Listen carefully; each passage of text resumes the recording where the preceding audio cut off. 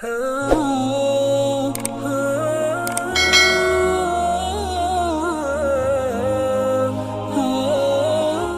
அனைவருக்கும் அஸ்ஸலாமு அலைக்கும் வரஹமத்துல்லாஹி வபரகாத்துஹு. உங்கள் அனைவர் மீதும் சாந்தியும் சமாதானமும் உண்டாவதாக.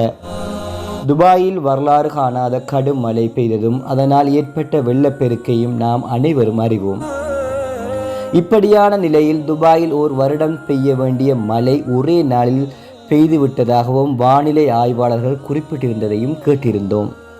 இந்த நிலையில் துபாயில் வெள்ளம் வற்றி வழிந்தோடக்கூடிய நிலையில் துபாயில் உள்ள ஓர் மையவாடியில் வெள்ள நீர் வடிந்தோடிய பின்னர் அங்கு அடக்கப்பட்ட ஜனாசாக்கள் வெள்ளத்தால் தோண்டப்பட்டு குன்றும் குழியுமாக இருக்கக்கூடிய காட்சிகள் அடங்கிய காணொளி ஒன்று வெளியாகி வருகின்றது. தற்போது சமூக ஊடகங்களில் பகிரப்பட்டு பெரும் பேசுபொருளாகவும் மாறிவிட்டது. இந்த காணொளியை பார்ப்பவரை கதிகலங்க வைத்துள்ளது. சுபஹானல்லாஹ், இது இறைவனுடைய சாபம் என்று பலர் கூறி வருகின்றார்கள்.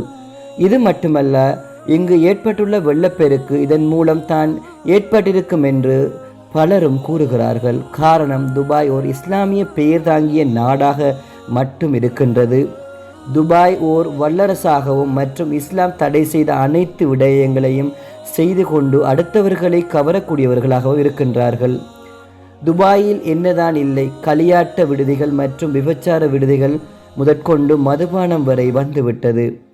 இது உலக அழிவினுடைய ஓர் அடையாளமாகவே பார்க்கப்படுகின்றது.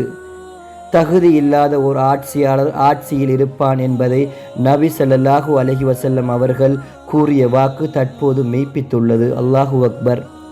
நம்முடைய உம்மத்துக்கள் காசாவில் கொத்து கொத்தாக அழிந்து கொண்டிருக்கும் நிலையில் இந்த வல்லரசு நாடுகளின் தலைவர்கள் வாய் மூடிக்கொண்டு இருக்கின்றார்கள். அல்லாஹ் போதுமானவன்.